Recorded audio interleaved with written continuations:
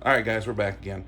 As the title states, we had a little bit of a rough week. We had one snake pass away, and one snake that was egg bound. We started the week out with we did our feeding last Tuesday, and it ended up that we got a little spark asphalt pastel. I'll show pictures of it because I don't really have any videos of it. It was a project snake that I had bought a group of 13 snakes or something like that from a buddy of mine, and he was like, I know that you're very passionate about the snakes, and I just want to offer this to you. There was a pastel spark asphalt, I think is what it was, or something like that, that it ended up, when it was born, the sides of its skull were a little bit narrower and its eyes were like smaller, beady, and kind of protruding. So I was like, yeah, sure, I'll take it on. Its eyes were definitely jacked up, but a lot of times ball pythons can eat without eyes. It's really not an issue. So I spent it had to have been assist fed at every single meal. I've been taking care of it for about a year. And it really, it sucks because I have dedicated so much time to the snake. And for the first, like, probably 6 months, it never flicked its tongue once. It was very small to start out, but it never flicked its tongue. It never really showed much interest in any type of eating or food. It was always assist fed. And then going into it more, we were... All right, I'm going to set this tripod up real quick. All right, so get into it a little bit more. Like, we were assist feeding the snake pretty regularly, like once a week, and it seemed to have been doing pretty good overall, like health wise. It took a while, and then all suddenly we started noticing it was flicking its tongue and its eyes. Obviously, we were contemplating different routes that we could take. I had considered taking it to the vet and having its eyes actually see if they could remove them, because they were like gray, beady, and didn't really seem like they had any type of function. They were like completely grayed over. Well, then they started to, like, I don't know, like scab over between sheds. They would just get like a brown crusty scab, and even if we cleaned them off every single day, they'd come back. So anyways, we've been taking care of the snake for almost a year. She's starting to get some size on her. I'm feeling comfortable with thinking that she would probably survive a vet visit, and possibly, if they need to, her eyes being removed, just because of the way they kept scabbing up. And this past, I think it was Tuesday, I ended up assist feeding her and left her, like, she started taking it down. She got it past the shoulders, and it was just a little ASF crawler, hopper, whatever you want to call it. And she got it down, no problem.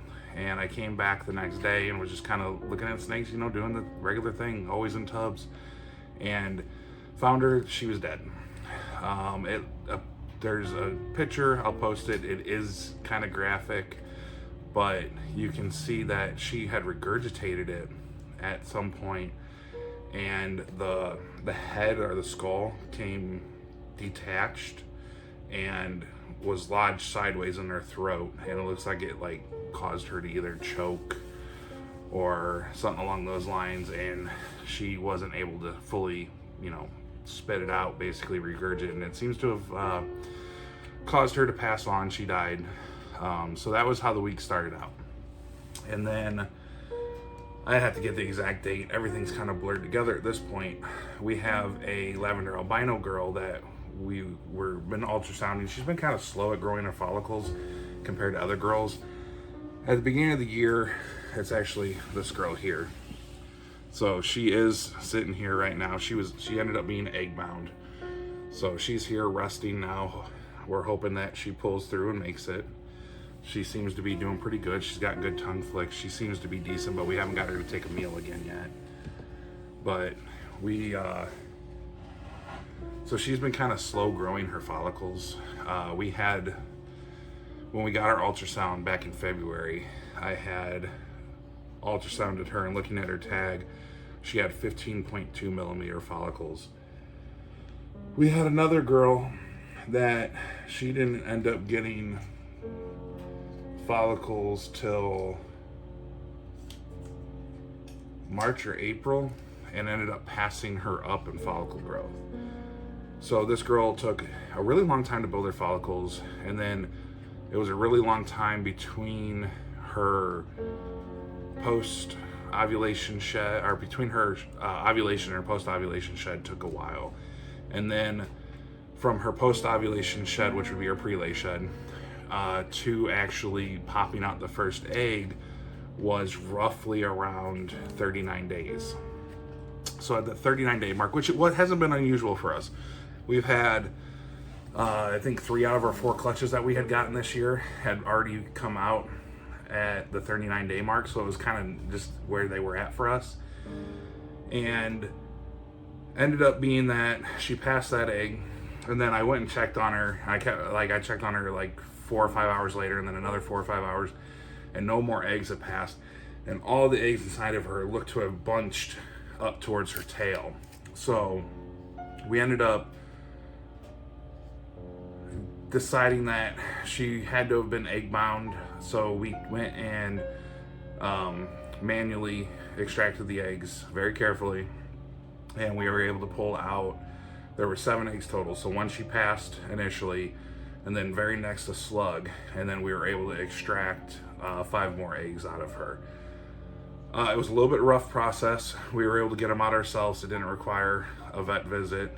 She seems to be doing good. It's been almost a week at this point, and she's, this might have been like last Wednesday, last Tuesday. So yeah, it's been a little over a week, and she's been doing great. We offered her a meal, and it was just a few days afterwards, so obviously she turned that down. So we're going to be offering her a meal again in the next day or two, and hopefully she'll eat that. But we ended up trying to incubate the eggs. We got eggs back here in our incubator, and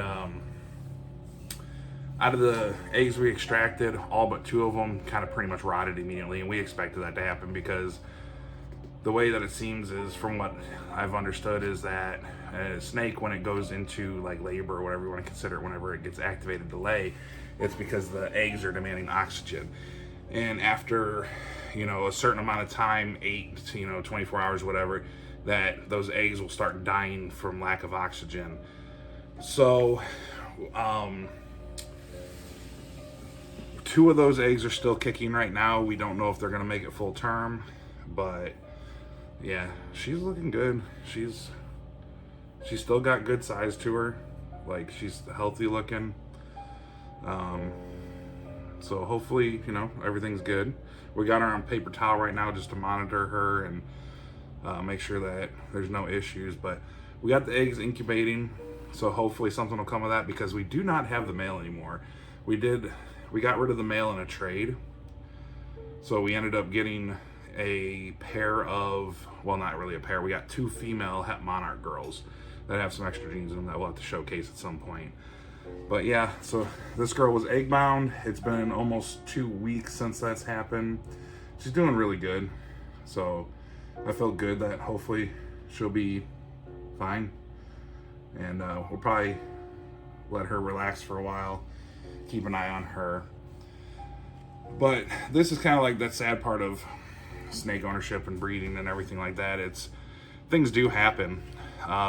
It's really devastating to me because the little one, I have bad luck with naming snakes, or reptiles in general. Every time I name a reptile, it seems to die, and it seems to be the ones that I get attached to. So the little one that passed away recently, my wife named 11 after Stranger Things, because she was like the hidden project girl or whatever. So that kind of, I don't know if that falls in that category because I didn't technically name her, but she still was a named snake and passed away. And then the lavender albino, I was just telling my wife the other day that, hey, I think I'm really like the snake, that even when we're done breeding her, I think I'm just gonna hold on to her as a pet for a while. And then this happened. So obviously she hasn't passed, and obviously she should be just fine. But it's just one of those things. It's part of the hobby and part of the industry, and we really hope to I'm really off today just because of thinking about all this stuff sucks. But yeah, this is a little bit sadder of a video. But on another note, we got an egg clutch that we just cut over here in the incubator. So that, where is it? It'll be that one there. We just cut those eggs, so we'll be having that video coming up once they crawl out. And then we'll just show you guys Karma over here. So that's Karma, our hypo Burmese python. She's an awesome snake. So, but yeah, I appreciate you guys. If you like this video, obviously we know it's not because of the animals died or any of that type of stuff, but we appreciate the likes on the video. And be sure to keep an eye out, because not all videos are going to be like this. Obviously we don't have stuff die very often, but I just want to give you an update of what we are going through over here right now with this situation. And of course, hit that subscribe button so that you can stick around and see the happy updates. All right, guys, peace out, later.